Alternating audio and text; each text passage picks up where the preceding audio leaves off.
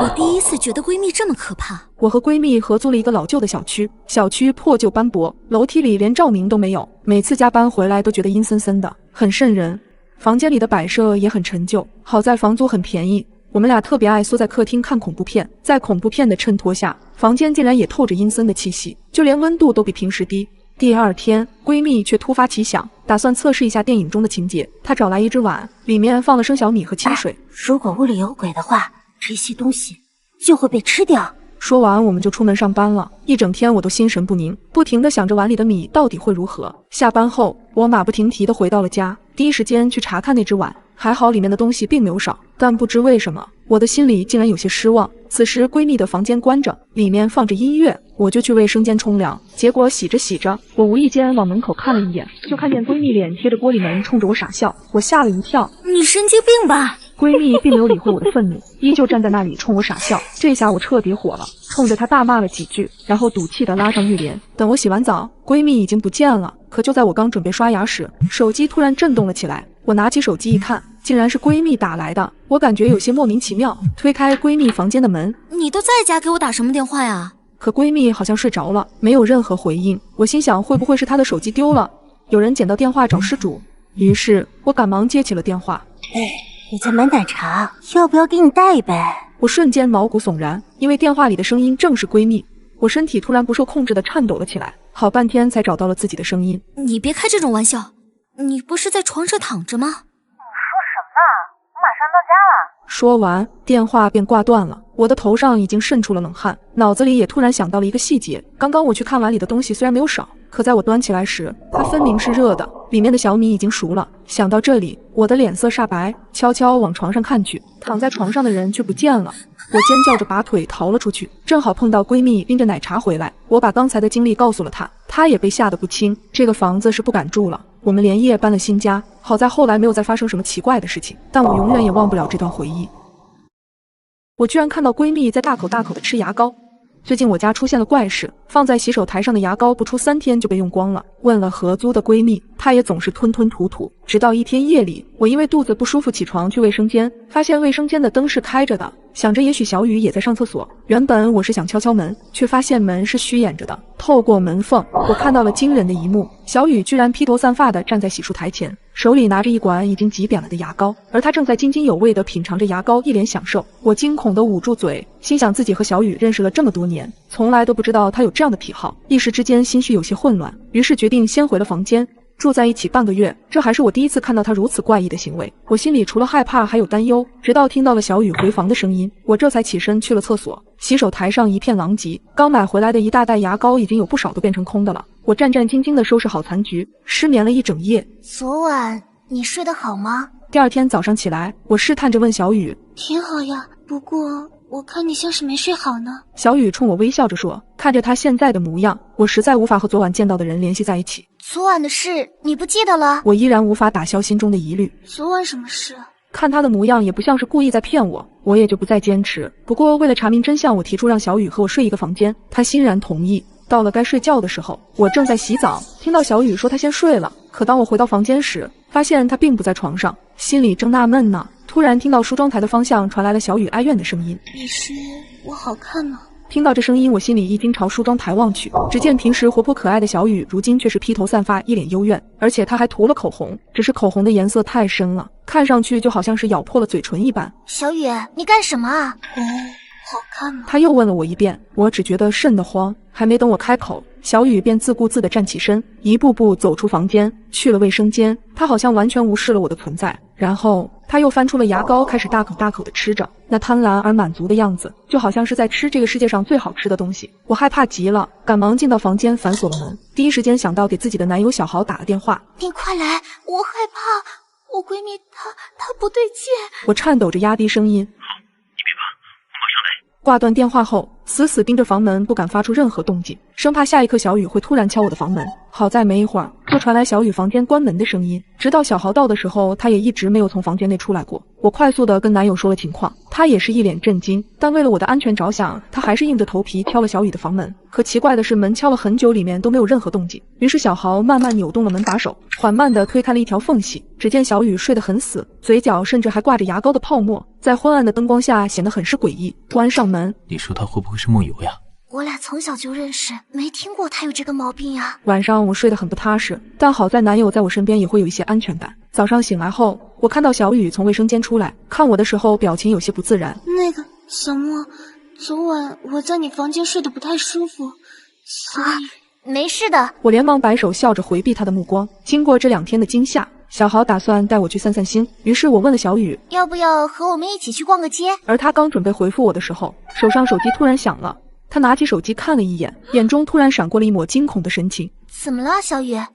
我不太舒服，还是不去了。突然，我注意到了他的手机铃声，想到前2天小豪刚出差回来时，我们曾经一起吃饭，那时候就听到过这个声音。小雨一反常态，浑身发抖的样子，直到现在我还记忆犹新。可我还没来得及问，他便直接转身回了房间。果然，对于我来说，逛商场确实是一种解压的方式。很快我就把小雨的事抛在了脑后。小豪也很贴心，拎着各种大包小包，苦哈哈的陪笑。唯一让我不舒服的是，在等我换衣服的时候，他总会拿着手机回复着信息，甚至有时候还看到了他嘴角的笑意。面对我的质问，他也是含糊其辞。小莫，你别多心嘛，都是工作消息呢。我见他态度诚恳，便没有深究。吃了晚饭过后，我们就打算回去。就在我找好了空位，安静等待列车进站时，突然听到了熟悉的声音。我听出那是小雨手机上那种奇怪的铃声。朝声音传来的方向望去，我看到了他的脸。小雨正站在人群中，一件一件地脱掉自己的衣服，直到脱的只剩下内衣。我居然看到闺蜜在大庭广众下脱衣服。小雨到底怎么了？隔着人群，我依稀看到了她眼底的绝望。我冲了进去，紧紧地抱住了她，将外套披在小雨身上。她一直在哭，却始终没有开口。不要看，赶紧散了！小豪愤怒地朝着围观的人吼道。我怀里的小雨突然抖了一下，把头紧紧埋在我的肩膀上。我不停地拍着她的背安抚她。回到家里，小雨的身体依旧不停颤抖，双眼微微闭着，眼角挂着泪。小雨，喝点东西吧。小豪轻声的提醒，手里还端着2杯热牛奶。只见小雨缓缓地睁开了眼睛，突然脸色变得更加难看，猛地推开我，尖叫着打翻他的手上的牛奶。我赶紧拉住小雨。小雨，你到底怎么了？小豪也不知所措地站在一旁。对，有事情说出来，我或许也能帮上忙啊。小雨依旧目光呆滞。很好，你不要问了。小雨，我是你最好的闺蜜，有什么不能和我说的？我总觉得她有事情瞒着我，她最近太过反常。小雨的泪水不停地往下淌，她抬手抹去脸上的泪痕。我真的没事。说完这句话，小雨踉跄地站起来，走进了卧室。关门的刹那，她的手机里再次传来了那诡异的铃声。小雨条件反射地僵了一下。小豪无奈地看着我，你这闺蜜怕是这里有问题。小豪指了指脑袋，我怕她会伤害你，要不我今天也留下来陪你。算了，我觉得应该要和小雨好好聊聊。小豪温柔地冲我笑笑，抬手拍了拍我的头。好的，那有事记得给我打电话。我笑着点头。小豪离开后，我的思绪一直很乱。小雨为什么会变成现在的模样？因为心里有事，我迟迟没能入眠。突然，小雨的房间里传来了一声金属落地的响动，一个不好的念头在我的脑海里徘徊。我猛地坐起身，直奔小雨的卧室。眼前的景象不禁让我脊背发凉。幽暗的灯光下，小雨歪着头倒在床边，她的脸色苍白，嘴角还噙着一抹诡异的笑容，手腕上有一条长长的伤口，血顺着伤口淌下来，一滴滴溅在地板上。我吓得差点惊叫出声，颤抖着双手拨通了急救电话。很快，小雨就被推进了急诊。庆幸的是，因为送医及时，小雨并没有生命危险。看着病床上的闺蜜，我不由得心疼起来。究竟是什么导致曾经天真乐观的小雨变成了这样？可是我该怎么帮她呢？小雨出院后，我一直陪着她，和她睡在一个房间。一天清晨，那熟悉又诡异的铃声再次响起。小雨还在睡梦中，并没有听到铃声。为了解开心中的谜底，我小心翼翼地打开了小雨的手机。今天我们玩个好玩的，你把头发全剃了。看着这条信息，我震惊不已。除了这条刚刚发来的信息，上面还记录了之前小雨所做的每一件怪事：地铁站里的屈辱，以及半夜照镜子、大口吃牙膏，这一桩桩一件件，原来都是受人威胁。我很快注意到发消息人的头像，让我莫名有种熟悉感。原本我并不想相信，直到打开了他的朋友圈，竟然真的是小豪。我顿时感到脊背发凉，用力地推醒小雨。当他看到我手上的手机时，眼泪一下子涌了上来。小莫，我其实没想瞒着你。他说如果我敢告诉你，他就也对你下手。这一刻，我终于知道这段时间小雨到底在承受什么。我也终于从他的口中得知了所有的真相。原来，男友之前有一次来找我时，我并不在家。这个混蛋看到了刚洗完澡的小雨，不仅侵犯了她，还拍了她的照片，以此来威胁她。我瞬间怒火中烧，真没想到平日里憨厚老实的男友，背地里竟然做出了这么龌龊的事情。就在此时，家里的门突然被敲响，小雨吓得一个机灵，直接躲在了我的身后。我赶紧跳下床，刚打开卧室门，就看到小豪径直走了进来。你怎么会有我家钥匙？我一脸戒备地看着他，下意识地后退了2步。你是我女朋友，有你家的钥匙不是很正常吗？小豪一脸无辜地说。也对啊。我的脑子快速转动，怎么才能带着小雨快速摆脱这个恶心的男人？正在我思索时，我给你们买了早饭。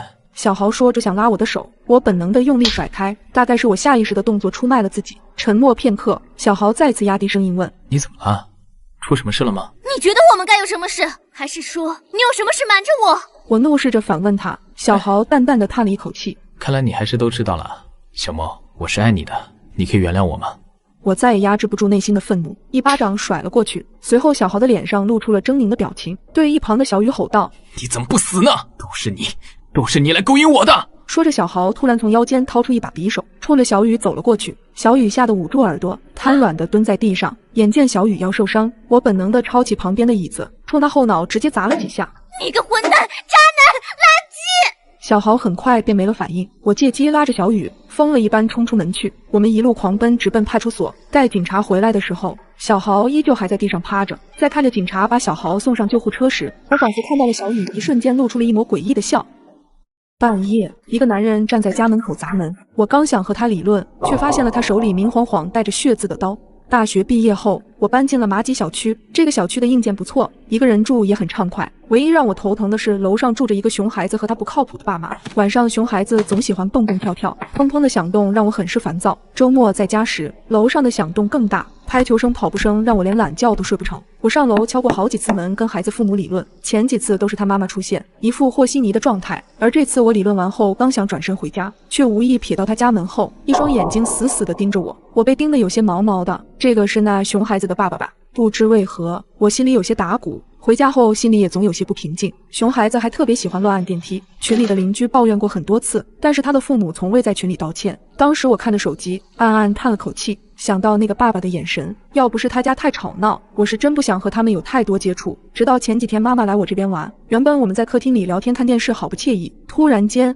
楼上传来一声巨响，是重物落地的声音，紧接着一阵争吵声响起，一声比一声高，中间还夹杂着熊孩子的哭声。看着争吵的势头，一时半会儿不会停止，我的好心情一下子被破坏。可能是妈妈在这里，我开始向她吐槽楼上扰民的种种。楼上的动静越来越大，毫无停止的意思。今天我一定要和他们好好理论一番。我做出一个撸胳膊挽袖子的动作，都是邻居，低头不见抬头见的，闹得太僵不好。妈妈一下子拉住我，柔声劝说。我叹了口气，认命的戴上耳机刷视频。可没过多久，一声女人的惨叫和巨大的响动，吓得我赶紧摘掉耳机。妈妈脸色煞白，伸手指了指楼上。我刚想开口询问，她却伸手做了一个虚的手势，随后迅速起身将灯关了。房间瞬间陷入了黑暗。妈，你干什么？别出声！我妈拉住了我的胳膊，隐约间她的手心汗淋淋的。我们在黑暗中沉默着，我一脸茫然，不太清楚妈妈这样做的目的。几秒钟后，楼上传来开门声，接着一阵敲门声响起。我轻手轻脚地挪到了门边，在猫眼上观望着外面的动静。楼上始终没人开门，敲门声戛然而止，接着是脚步声由远及近。急促的敲门声让我的心像打鼓一般，我慌张地捂住胸口。敲门的正是楼上的男人，只见他一只手背在身后，另一只手用力地敲着门。他面无表情，不知道在想什么。下一刻，他猛地前倾，将眼睛凑到猫眼上，用力地往里瞧。他的动作把我吓得汗都冒了出来，我赶紧缩低身子，不清楚他到底看没看到我。妈妈也走了过来，紧紧搂住我的肩膀，看得出来他也很紧张。我俩对视一眼，都没有说话。不久，男人停止了敲门，脚步声再次响起，他走向了对面那户。此时我才看清，他背在身后的手上竟然有一把带血的菜刀，嫣红的鲜血顺着刀刃淌下来，落在地上。我的头皮一阵发麻，死死捂住自己的嘴巴。男人开始敲门，我在心里祈祷对面邻居千万别开门。不知道对面是真没人，还是也感觉到了不对。他敲了好一会儿也没动静，男人在原地愣了一会儿，转身看了看我家门口，然后从楼梯走了上去，直到听到楼上的关门声，我才松了一口气。他的刀上有血。我颤抖着和我妈说，赶紧报警。妈妈的提醒才让我意识到此时不是发呆的时候。我手忙脚乱地拿出手机，拨打了电话，带着哭腔告知警察我的位置以及现在的情况。挂了电话，我的心依旧不能平静，无措地看着妈妈。没过多久，楼上传来响动，似乎是警察来了。先是敲门询问的声音，几分钟后就是破门的声音，紧接着一阵嘈杂的脚步声在楼上响起，随后熊孩子绝望的哭声传进我的耳朵，把爸爸妈妈还给我。没过一会儿，警察敲响了我家的房门，来找我录口供。从警察的口中得知，楼上的女人和丈夫发生了口角，已经被丈夫残忍杀害。案发时，男人把熊孩子锁在了卧室。男人挨家挨户敲门的目的，好像就是为了找个垫背的。他手上的菜刀就是佐证。得知这个情况后，我不禁有些后怕。如果当时我妈没在，我直接开门了，那后果真的难以想象。青春的叛逆让我失去了世界上最爱我的人。刚成年的我总觉得爸妈一点都不能理解我，不管我做什么事，在他们眼里都是错的。我们总是会有很多的争吵。这天本来和朋友刚约好晚上出去吃夜宵，可妈妈却怎么也不同意我出去。我都成年了，我做什么事我会自己负责的。我都和朋友说好了，你们能不能不要还管我这么严？我气冲冲地回到卧室，砰的一下关上了房门，看着和朋友约好的消息，心急如焚，索性便直接从2楼的阳台爬了出去。离开时还能清楚地听到妈妈敲房门的声音，但我还是叛逆地走了。吃夜宵的时候，我还跟小兰吐槽爸妈对我约束得太严格，羡慕起小兰爸妈对她的不闻不问。你别跟你爸妈闹脾气了，他们应该只是担心你的安全。她叹了口气，你不像我家里，他们一天到晚都在外面忙工作，我还想让他们陪都陪不了呢。小兰笑眯眯地拍了拍我，知足吧。和小兰吐槽完，其实我的心情已经好了许多，再加上她一通安抚，我最后还是回了家。到家楼下时已经凌晨2点了，我看着家里黑漆漆的，没有任何动静，有些奇怪，难道他们都没发现我不见了吗？委屈的眼泪溢出眼眶，咬了咬牙，还是开了家里的门。不知为何，原本熟悉的家里此时让我觉得有些阴森森的。我摸了摸手臂，关上房门。正当我疑惑爸妈是不是已经睡着了的时候，我听到了妈妈的声音，她似乎有些紧张。叶子，快走！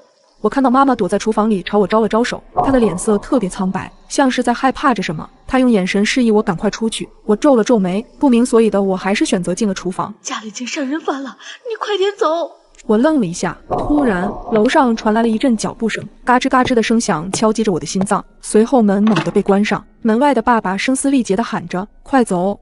慌乱之下，我打开了窗户，迅速爬上了厨房的台子，翻了出去。就在我回头想拉妈妈的时候，却发现妈妈不见了。来不及多想，我赶紧来到了邻居家里找他们帮忙，随后打电话报警。很快警察就赶了过来。一阵破门声之后，我看见警察抓着一个男人出来，确定已经没有了危险。我兴奋地跑进了屋里，而屋里却没有爸妈的身影。客厅里躺着2具盖着白布的尸体，我的脑中一下子炸开了，泪水瞬间布满了我的眼眶。警察沉默地拍了拍我的肩膀。就在这时，我突然看到路边的灯光下站着2个熟悉的身影，只见他们浑身是血，不是别人，正是我的爸妈。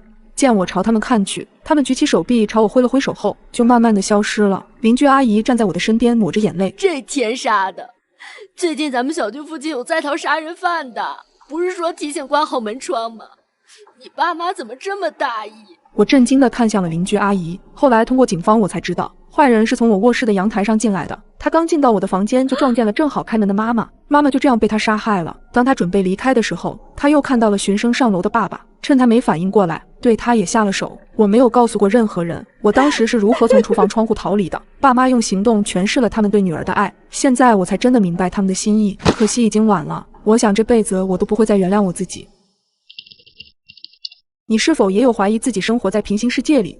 这是发生在我初中时候的事情了。那天半夜，由于睡前喝多了水被憋醒了，也懒得开灯，就直接爬起来往厕所走去。迷迷糊糊的上完厕所后，便起身准备洗完手继续回房睡觉。不经意间，我扫了一眼墙上的镜子，赫然发现镜子里出现了一个陌生的女人。我僵硬地看向背后，可是我的身后并没有人。我再次转过头，镜子里的女人还在，她依旧在看着我。顿时，我汗毛都竖了起来，尖叫着跑回卧室，用被子将整个人盖住，躲在里面瑟瑟发抖。妈妈匆忙地跑了进来，我泪流满面地描述了刚才发生的事情。妈妈的脸色有些难看，紧张地打开了灯，查找了房子里的所有角落，并没有发现任何异常。在妈妈的安抚下，我再次睡着了。第二天，心有余悸的我跟妈妈谈起了这件事。我依稀记得妈妈告诉我说，是我睡觉睡懵或者是做梦了。我摸了摸脑袋，半信半疑。后面很长一段时间，夜里睡觉时我都会开着电灯，上厕所时也不敢看镜子。好在那个女人再也没有出现过。渐渐的，我遗忘了这件事，事情就这样过去了很多年。我今年30了，前几天半夜我又突然醒了，起床去上厕所。按照惯例，我站在洗漱台前洗了洗手，突然我竟然清晰地想起了小时候的那件事。抬眼往镜子看去，瞬间惊出一身冷汗。镜子里清晰地倒影出我自己的模样，而镜子里的我竟然就是我小时候看见的那个陌生的女人，连惊恐的感觉都一模一样。你搭车时遇到最可怕的事是什么呢？劫后余生的我，现在想起还是惶惶不安。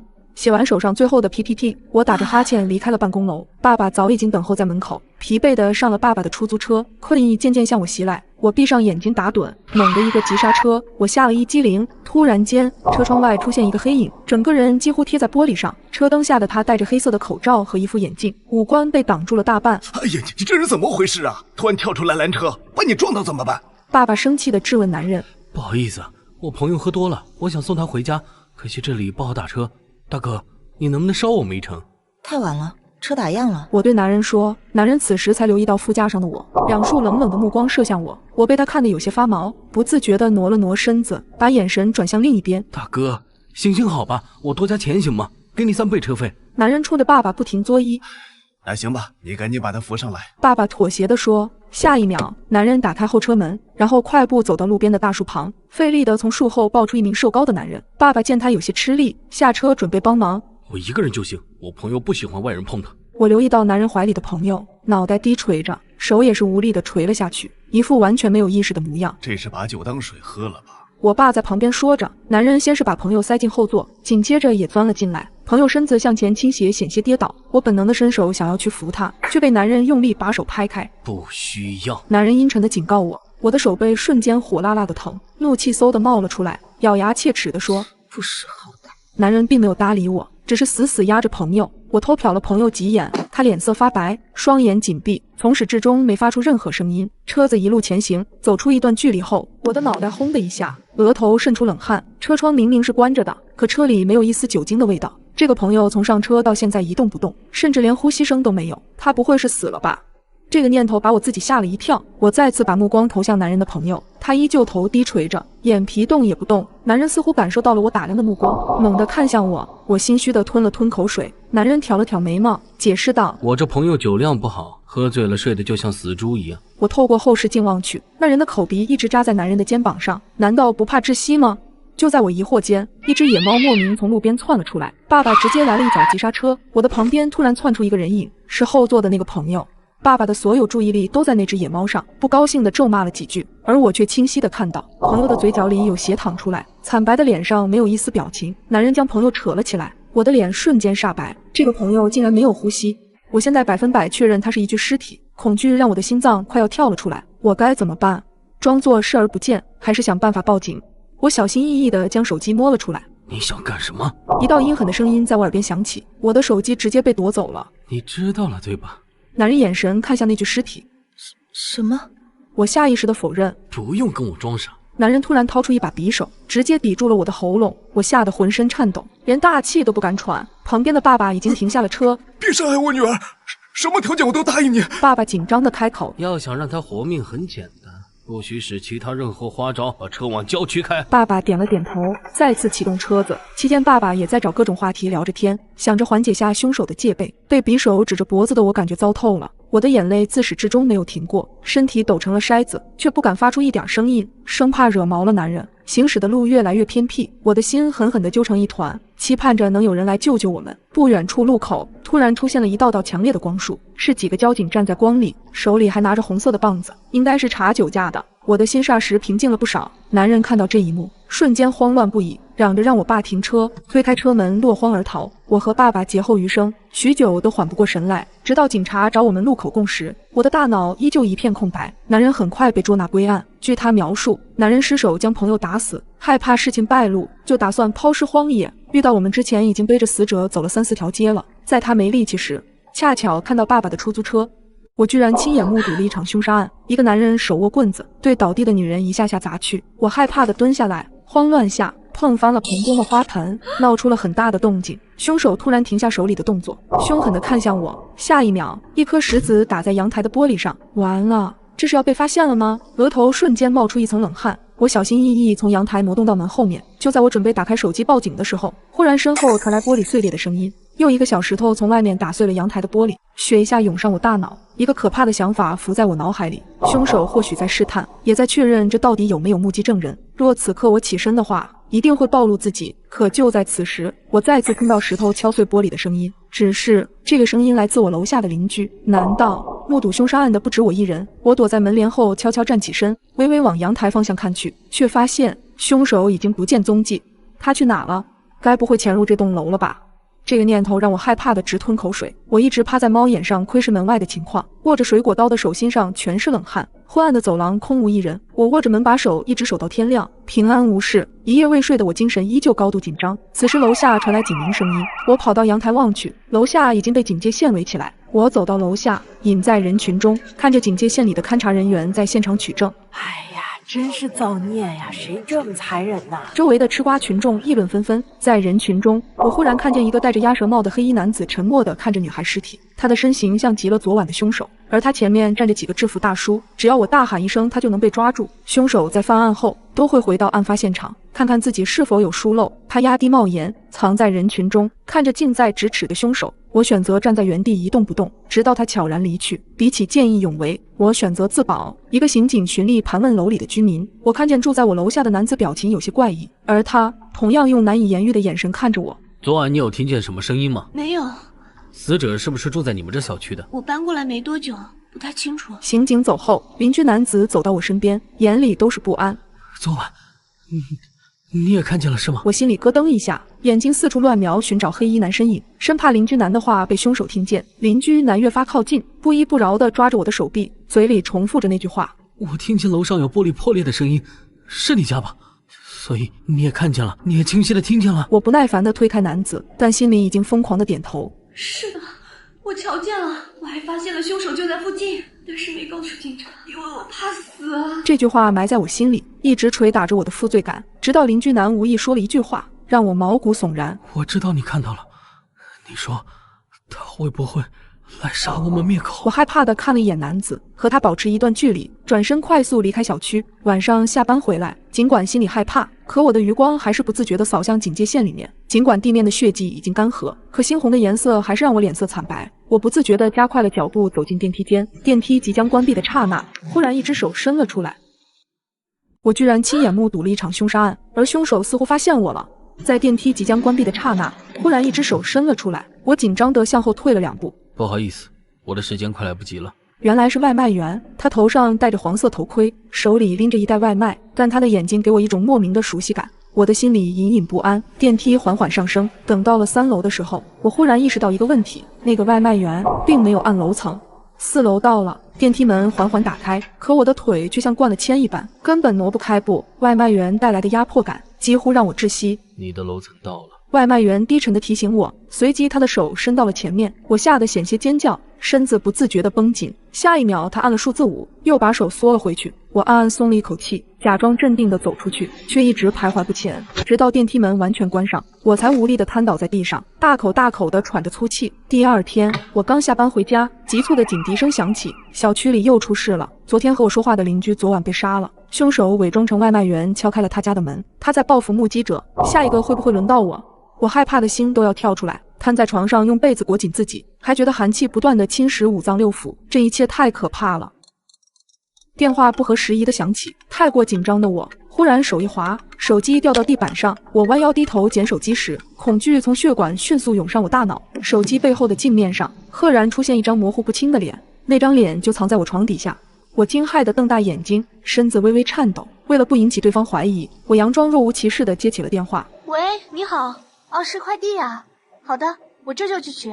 我小心翼翼地走出卧室，心却像是在刀尖上狂跳。走出家门后，我一路狂奔，冲下了楼，鞋子都不知何时跑丢了一只。警察来我家里进行了搜查，可男人已经逃匿。根据床下的灰尘痕迹显示，曾经的确有人躲在这里。我不想死。我欲言又止，最终还是没敢把之前看到凶手的事情说出来。家里是不敢待了。我只能跑到了表哥家去借宿，这也让我紧绷的神经稍微放松下来。第一晚睡得格外香甜。第二晚，我正打算睡觉，业主群里突然发来几条消息，我放松的神经再次绷紧，用力握着手机，听说保安老刘被人杀了。这种事可不敢乱说，最近咱们小区人心惶惶。接着，一张图片被发到群里，老刘仰面躺在地上，满头的血迹，眼睛瞪得格外圆，一脸不可思议。我吓得直接将手机扔在沙发上，因为老刘竟躺在我家门口。这绝不是偶然，凶手其实想要除掉的是我。这个念头让我毛骨悚然，我一阵眩晕，浑身止不住地颤抖。我赶紧反锁了大门，又把窗帘拉好，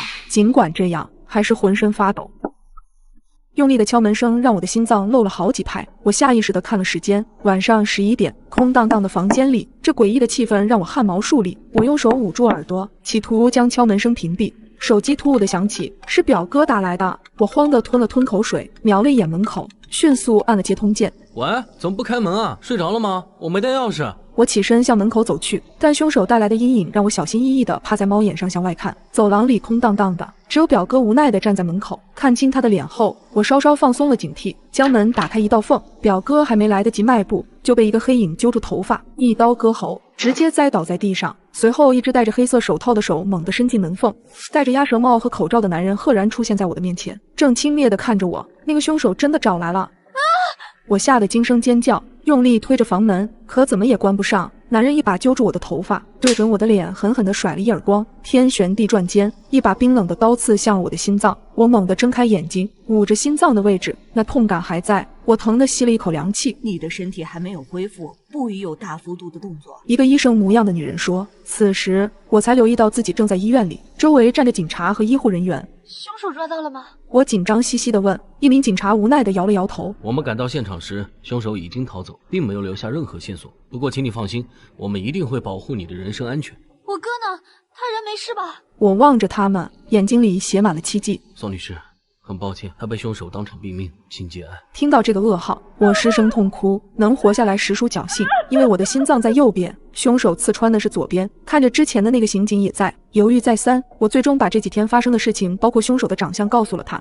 这么重要的线索，你之前为什么不说？听完我的话，警察激动地问。我太害怕了，我不敢。我特别愧疚地小声解释。真是糊涂，如果当初你们有人勇敢地站出来，就不会有这么多悲剧发生。的确，那个女孩遇害时，我们都选择了装聋卖哑，不敢报警，也没人去作证，这才让凶手逍遥法外，更加猖狂。我们不仅是受害者，更是命案发生的帮凶。在我提供的证据下，警方很快就瞄准了犯罪嫌疑人，他终究会为他的罪行付出代价，而我因为自己的懦弱，也留下了一辈子的遗憾。如果半夜你听到室友的呼救，你会继续装睡还是醒来帮他？我的宿舍是8人寝，那天只有我和叶子2个人在寝室。由于天气太热又没空调，在睡觉前我就把窗户打开了。可没想到晚上发生的事情至今让我心有余悸。睡得半梦半醒之间，我突然有种莫名不安的感觉，就像有人在一直盯着我看。我瞬间就惊醒了，透过蚊帐观察了一下，直到我视线扫过床尾方向的时候，突然发现那边有一块暗影。开始我以为是谁挂在那边的衣服，但我又仔细回想了下，床头那片根本就没放东西。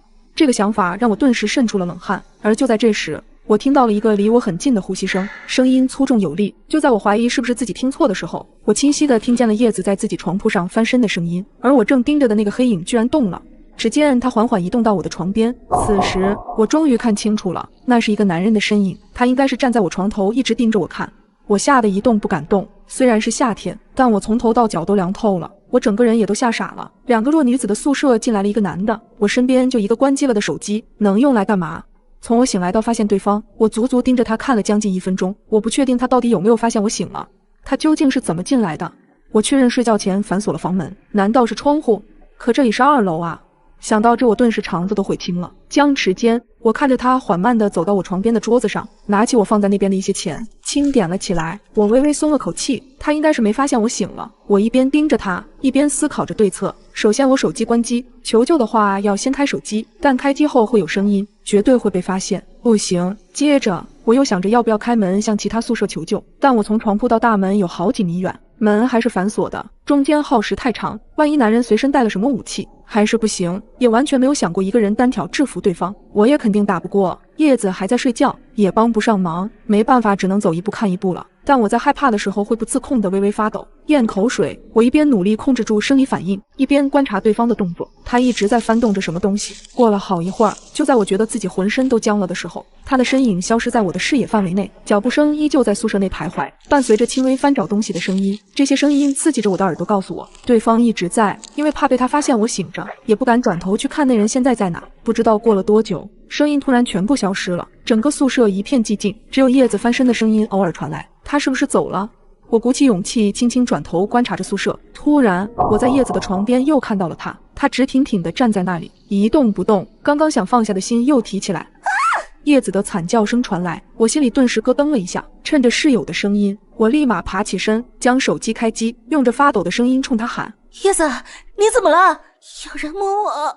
他的声音带着哭腔。此时我的手机已经开机了，打开灯光照向叶子的方向，就发现那个男的依旧直直地站在他床边，有可能被他的叫声吓到了。当时我也特别害怕，也完全想不到趁这个时间拿东西自卫什么的，脑袋都是空的，只想让他赶紧走，于是直接就对着那个男的大喊：你是谁？